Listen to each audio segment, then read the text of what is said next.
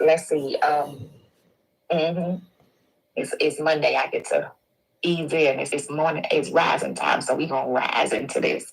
Um, and the scriptures are inside the chat. Minister Ella Shabbat was gracious enough to put those in there for us. And so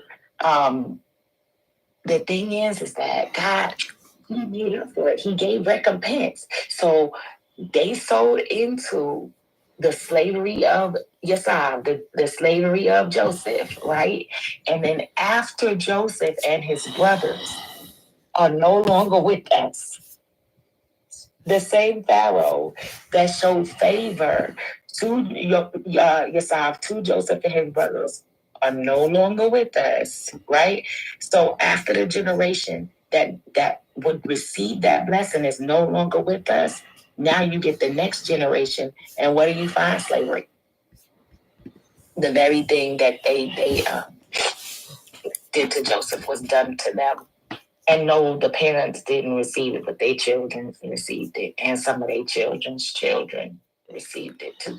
But Yah was faithful to the covenant. So you know what he said? Let my people go. Now, at first, it wasn't about let my people go.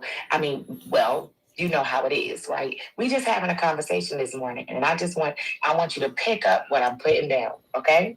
So this is the part right here, Minister Ella Shavar. This is the part right here.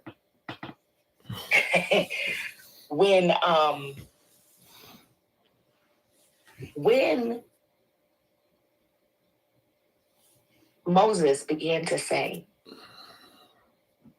"The I am that I am says, let my people go." I want you all to understand that Moses didn't understand the extent by which he was asking for the people to be let go. This is my favorite part. This is my favorite part because when Yahweh, by way of Ravak HaKodesh, ministers a word to us. I hope y'all hearing me good right now. Let me put my other earbud in because I'm telling you, this one is what I like right here, okay?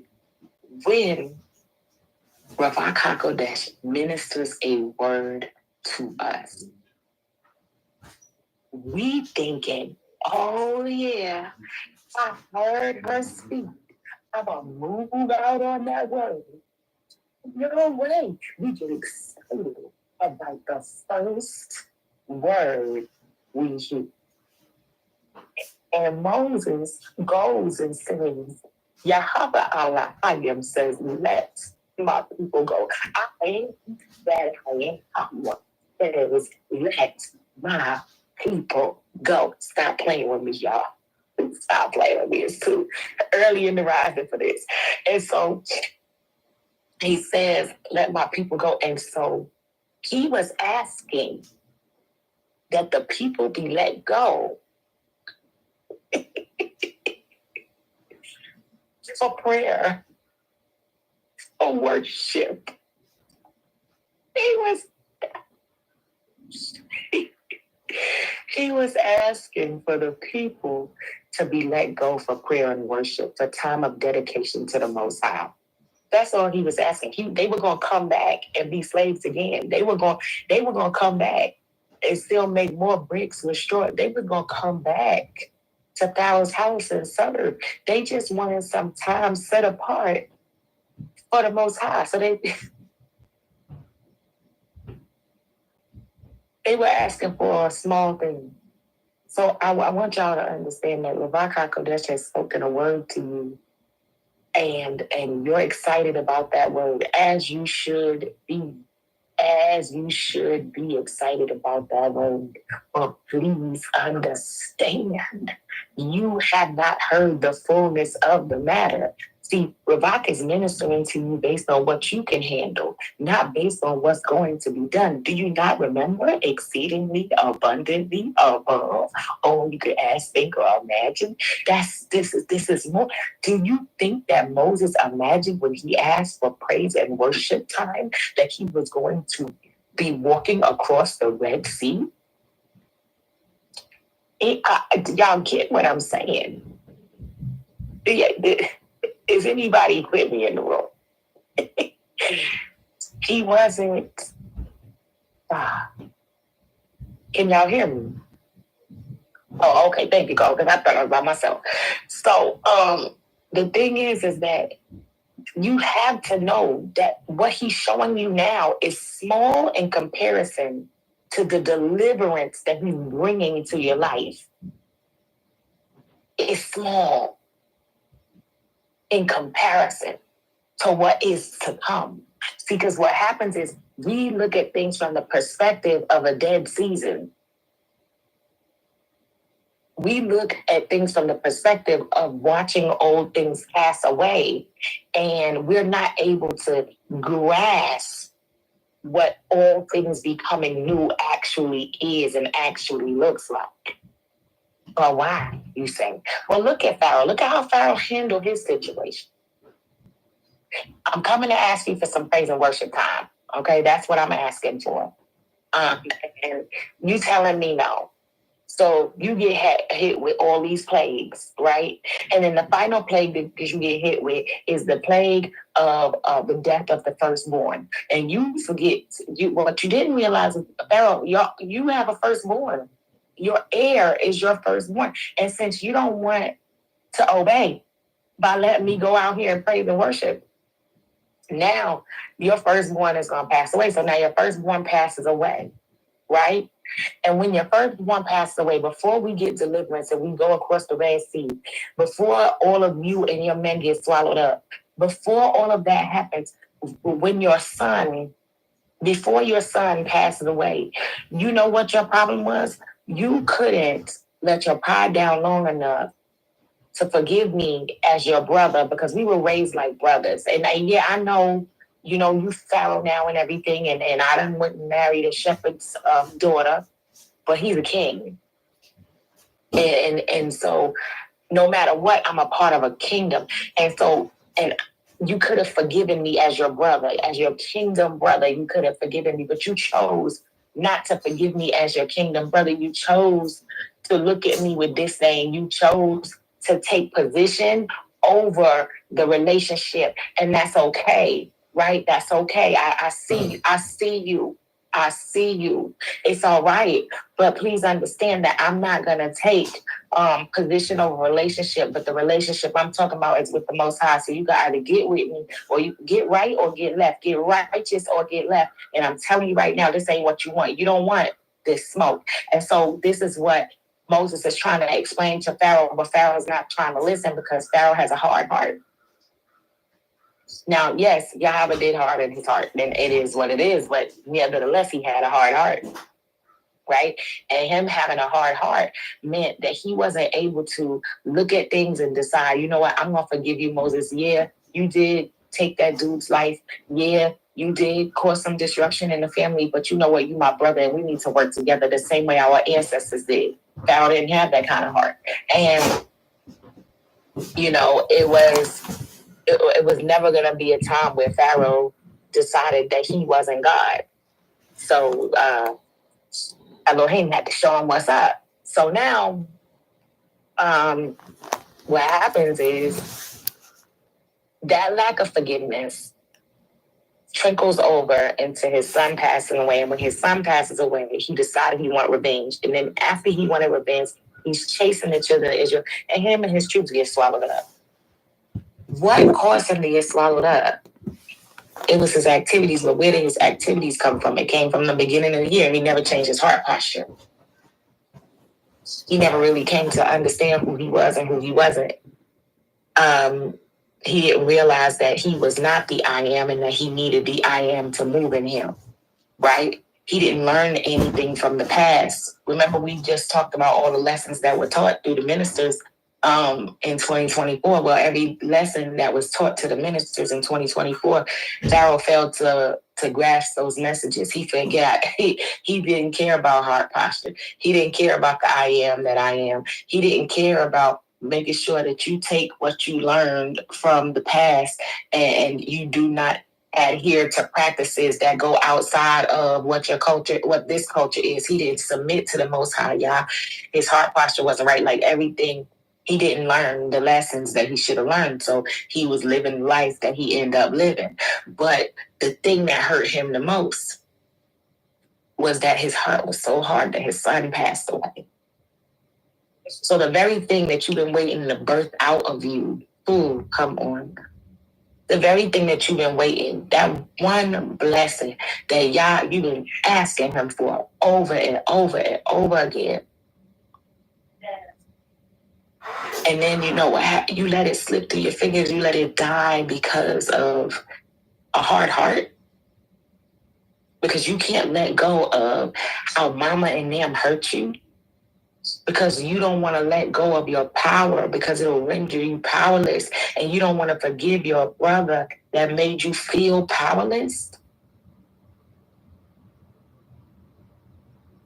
You don't want to forgive yourself because you allowed yourself to be vulnerable. Oh.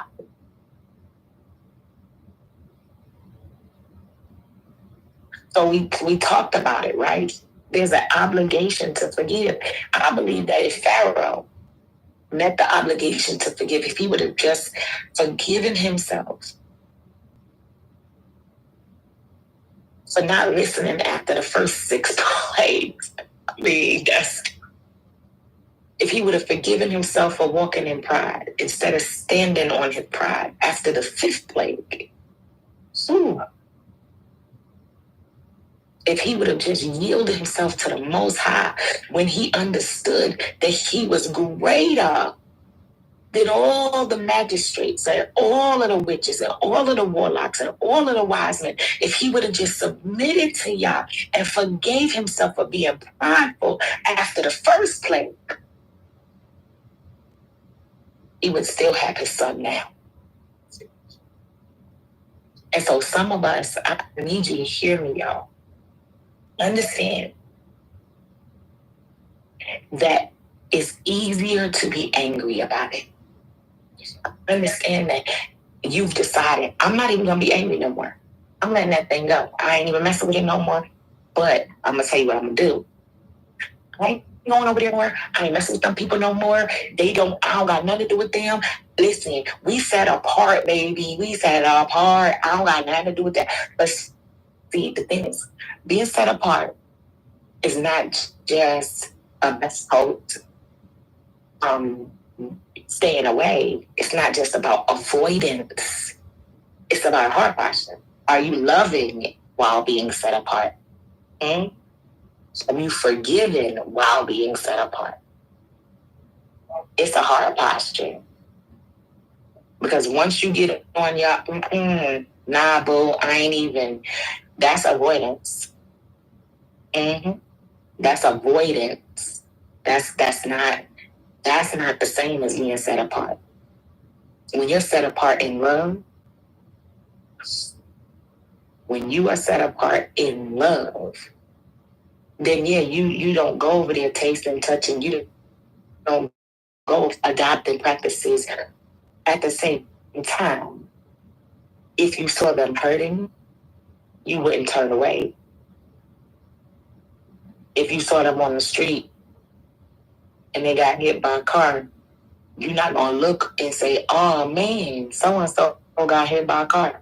Well, I'm going to pray for them. No, you're going to go and you're going to say, oh, let me get you an ambulance. Let me try to just stay right here. I don't want to move anything because I don't want you to get hurt. Let's make sure that we have the proper tools and the proper professionals to make sure that you're in safety. Let me block you from anything else harming you. And then when we find them in a place of safety, right, if we still can't deal with them, all right, I love you, but I got to go. Because the heart posture says that I can love you and not deal with you. I'm not just going to leave you to die, right? That's the whole story of the Good Samaritan, right? That's the whole story of the Toba Samaritan, right? So we have the anger, then we have the avoidance. Now let's look at this. Why do we get angry? Why do we want to avoid the situation? Because we do not want to deal with the disappointment. And so how does disappointment work? I'm gonna use Pharaoh as an example. Pharaoh was appointed to be the greatest in the land. Pharaoh, much like his forefathers, was appointed to be the god of Egypt.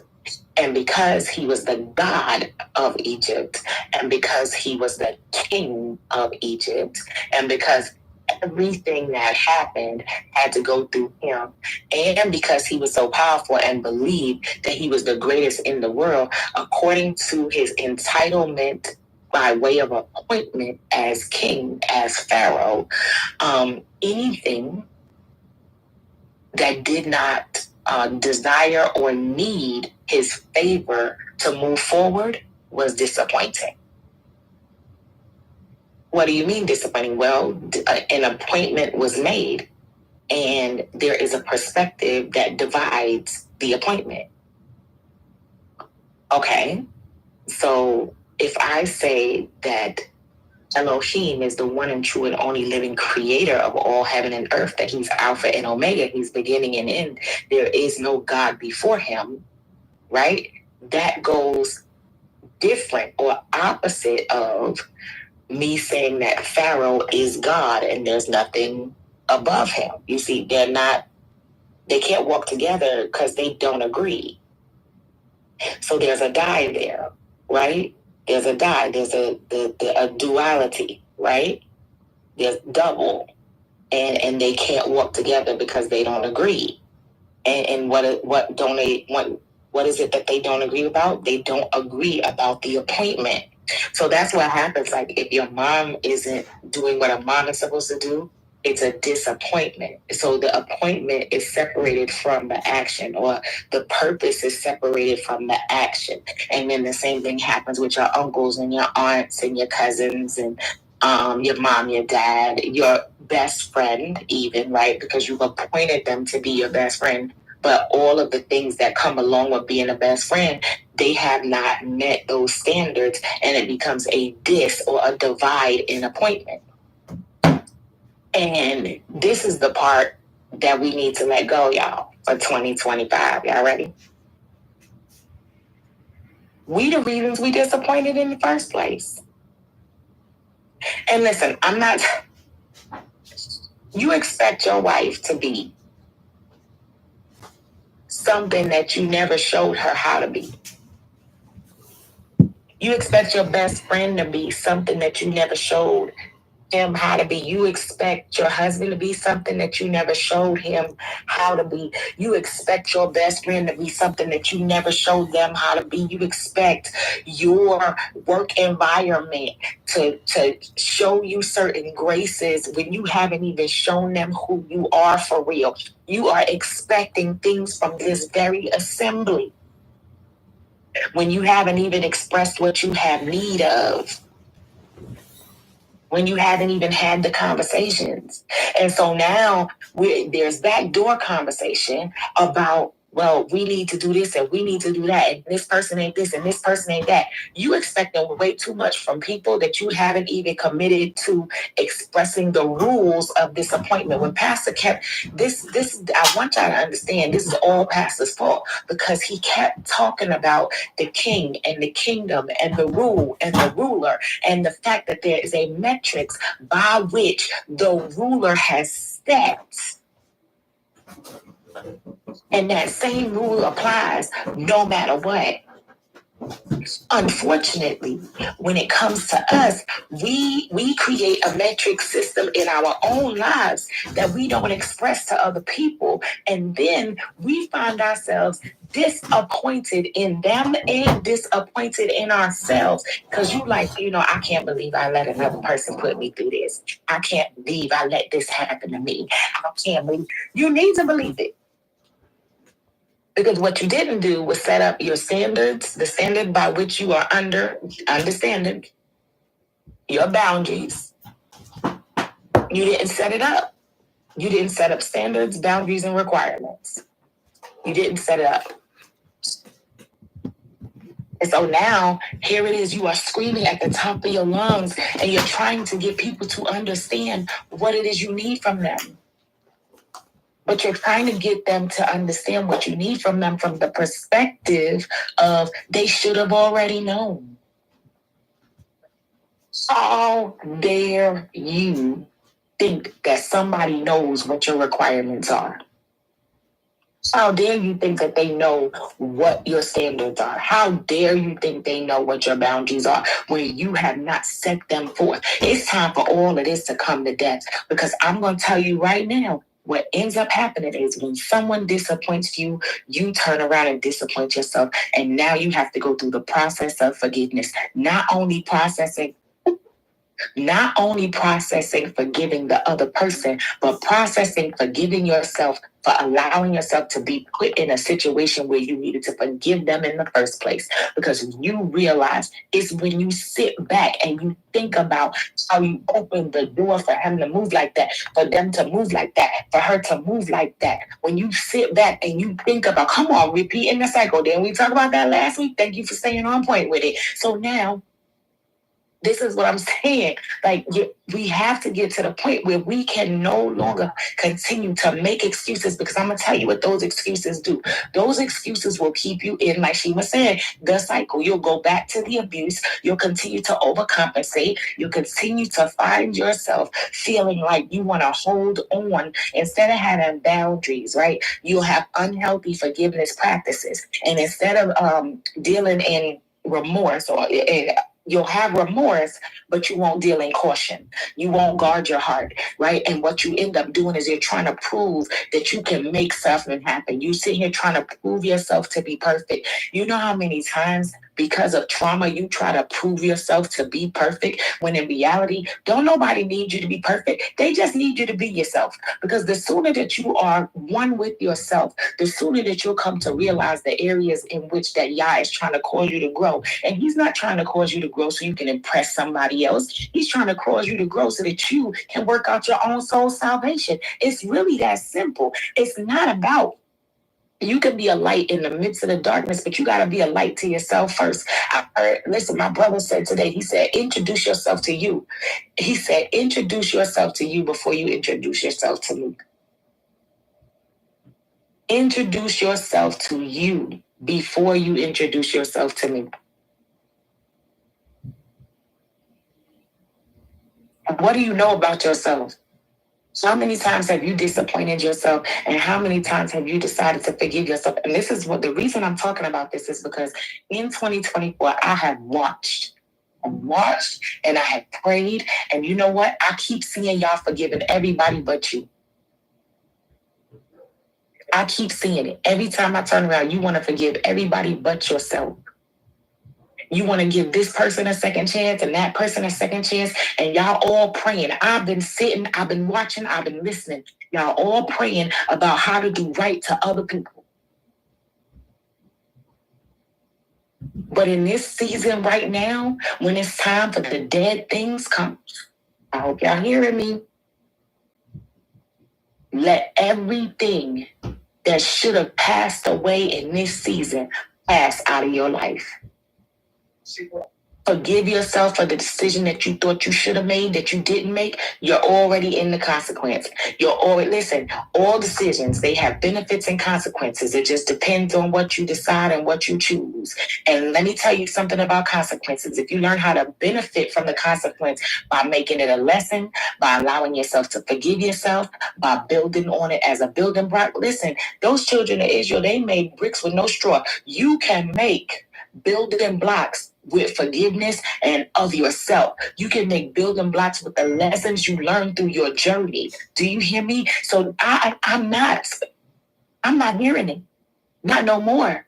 It's not about your people anymore. It's about you. It's time for you to reach down deep inside yourself and say, what do I have to do to forgive myself? I'm going to look in this mirror and I'm going to learn to love the way I look. I'm going to look in this mirror and I'm going to love the way I talk. I'm going to look in this mirror and I'm going to love everything that was wrong about me and everything that's being made righteous. I'm going to look at myself from now on, because I promise you, if I work on me, if I do what I got to do for me, in me setting my boundaries, in me setting, come on, I'm still there, y'all, because it's so important. With me getting up under the standard, getting understanding, I set my standard. And based on my standard, which is the word of the Most High, And now set my boundaries and my requirements. And anything that doesn't fall in line with my boundaries and requirements that are set on a standard, I will not engage. And I'm not engaging because I have an issue with somebody else. I'm not engaging not because I don't want to create an issue with somebody else. I'm not engaging because it's clearly just not me. Because the thing that I've learned in 2024 is that, yes, I have to love Yah and put no other God before him. But I also have to love my neighbor as I love myself. And I can only love my neighbor as I love myself. That means the love that I give to myself, I have to me. The love that I give to myself is what's going to outpour. And one thing that we talked about in ministerial prayer yesterday was that we can't be out here giving from our cup. We have to give from the overflow of our barrel. And so you out here trying to give out little sips from this cup. No, baby, build that barrel. Do you understand? Turn the water into wine in your life and let it overflow to the point where people say this is the best wine yet. Let's get rid of the old wineskin. Let's pack up on these barrels and let new wine, new fresh wine come on. Let it build up in your barrel. Turn that water into wine in your life. I promise you. I promise you. Well, I'm going to tell you what happened. That daggone Pharaoh, he never did forgive himself, and he never did forgive Moses. And you know what ended up happening? The children of Israel got free and up out of there, because what happens is you lose everything that was connected to you to bless you. You can lose it if you don't decide to forgive yourself, walk in forgiveness, stay connected to the ones that Yah put in your life, not because they are the blessing, but because in obedience you find the blessing. Hear me. Hear me. You know, I promise y'all, like, and this is me and Via. We almost done, right? What time is it? It's 7:30. 7:30? Yeah, 7:30. Okay, we good. Cause I still ain't changed the timing on my laptop. I usually have that Eastern Standard Time so I can keep up with track time. It's okay. Whatever.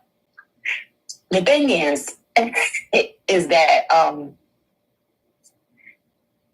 in the back of my mind, and this is me being real with y'all, okay? In the back of my mind, because I have so much vision. I'm a woman of vision. If y'all haven't noticed, I am a woman of vision, right? And so, and I used to pastor. I passed for like 20 years, right? But I don't ever want to do that again. Like, I never want to do it again, right? And so in the back of my mind, in the imagination of my mind, can hear people saying, because they used to say it about me all the time, I'm such a helpful person. I'm genuinely a helpful person. And anybody that has gotten to know me like on a personal level, they will tell you like I'm genuinely just a helpful person, right?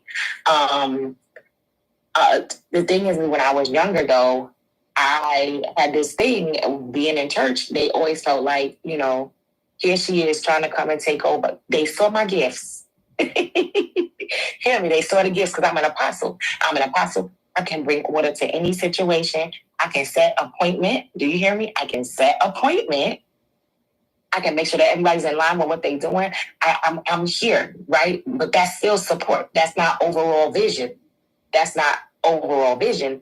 That still can be an aid in supporting the vision. But see, the way church works is if you have enough insight and enough vision to set things in order and to place appointments and to do multiple things with your gift, then you must be the leader, right? And so they push people into leadership positions because they see the gift. But the thing is, and so then when they put somebody like me in a leadership position because they see the gift and they see me just like, oh, I'm doing this, I'm doing that, because I have so much vision to get stuff done. I have so much vision to help people and bless people and even help the other ministers, to help the other preachers, to help the other, like, come on, you my brother, let's go, we riding out, let's go, right? Because I have that mindset. They would start looking at me like, yo, you know, Dr. T trying to take your church. You know, you see her, you see how she moving? She trying to take your ministry. And then they start treating me like that. They don't say nothing to me. They just treat me like that. And then I'm in prayer and Holy Spirit reveals to me. And then I'm seeing conversations and stuff like that. And I'm watching. It's like Holy Spirit will take me into a room where two people are having a conversation. I hear the conversation. And I'm just like, wow, I'm here to help. I'm here to love. I'm here to help. I'm here to be a blessing. I am not here to tear down. I'm here to build up, right? And it hurt. I ain't gonna front. It hurt. And I remember still continuing in the ministry, even though I had the vision, even though like literally Holy Spirit will say, yep, because they're gonna be wearing this color and ain't nobody tell you that they wearing the color. And then I would show up right with the color on of the group, and you got stink faces looking at me like, how she know who told her? Literally, right? I had to forgive all those people. But when it was all said and done, you know what else I had to forgive? I had to forgive myself for allowing myself to stay helping these people that didn't even appreciate my help. I had to forgive myself for putting myself in a situation where people would rather hold you down because they're afraid of you taking over something that you don't even want.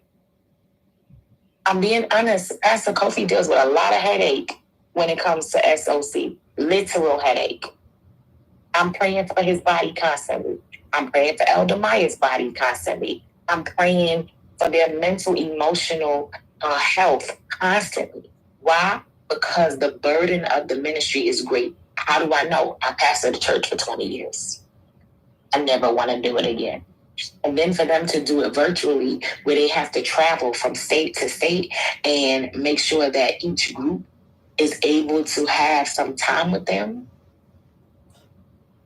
I'm willing to do it. I'm willing to travel state to state and make sure each group gets time with me, but I'm not willing to pastor those groups.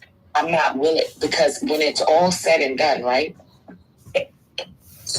And Brother Bruder Charlie, he will tell you, because I'm like, all right, bro, I gave you what I could give you. You need to call your pastor.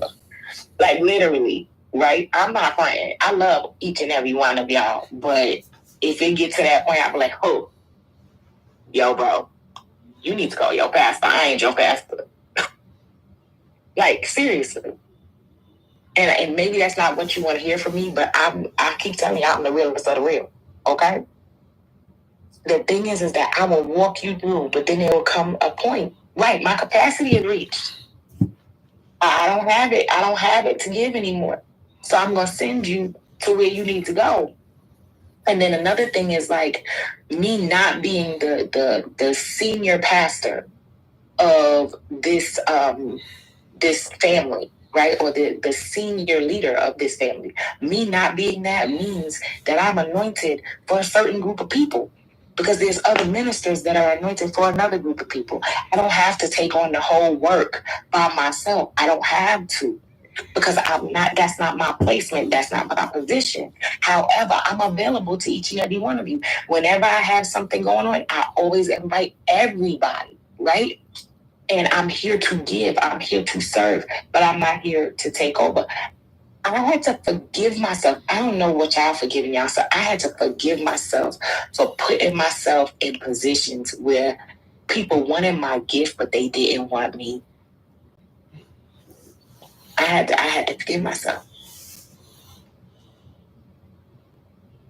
I don't know what you need to forgive yourself for, because that rolled over into my relationships, My ex-husband, he didn't want me. He wanted my gifts. My gifts made him look good. He didn't want me.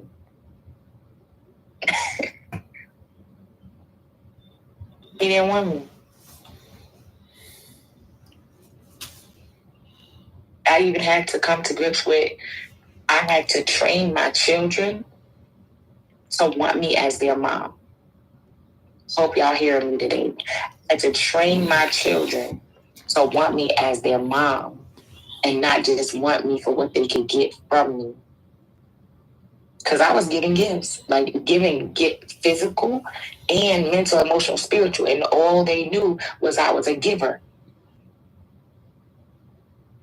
But they didn't realize that I was a receiver too. And they didn't realize they needed to cause me to receive. Right? They didn't even know what I wanted to receive. I had to train them. I had to train them to receive me as a mother, as a person, not just a gift giver. I'm still working on my 16-year-old with that right now. So I had to first forgive myself because I disappointed myself. I came out of alignment with the appointment. Are you in alignment with the appointment of being a husband, a wife, a minister, a mother, a father, a brother, a sister, a friend? Are you in alignment with your appointments? Are you in alignment with your appointments? Or are you causing disappointment in your life? I'm not talking about nobody else. I'm not talking about nobody else. I'm not asking you if you disappointed your children.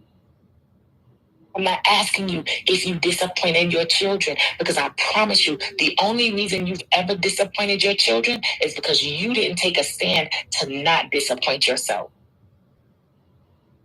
I promise you. If you did what you had to do so that you wouldn't disappoint yourself on a daily basis, oof, you would be able to answer to the appointment of mom, answer to the appointment of dad. And then they would love you for who you are, not just what you have. Your wife, you want to give your wife everything, right? You want to be the best husband you could possibly be.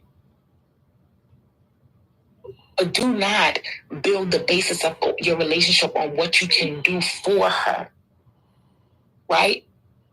Let it be built on who you are. Let it be built on who you are. You want to be the best wife. You probably make the best stew peas ever. You probably make the best curry chicken ever. You probably make the best oxtail ever. But let me tell you, all your food is not going to get him to know who you are. How you cook and clean that house will not get him to reverence who you are.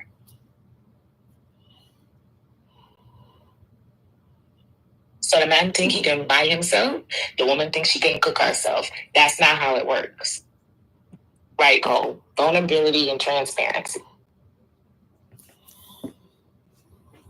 And before you can be vulnerable and transparent with anybody else,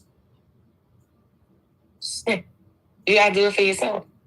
You have to do it for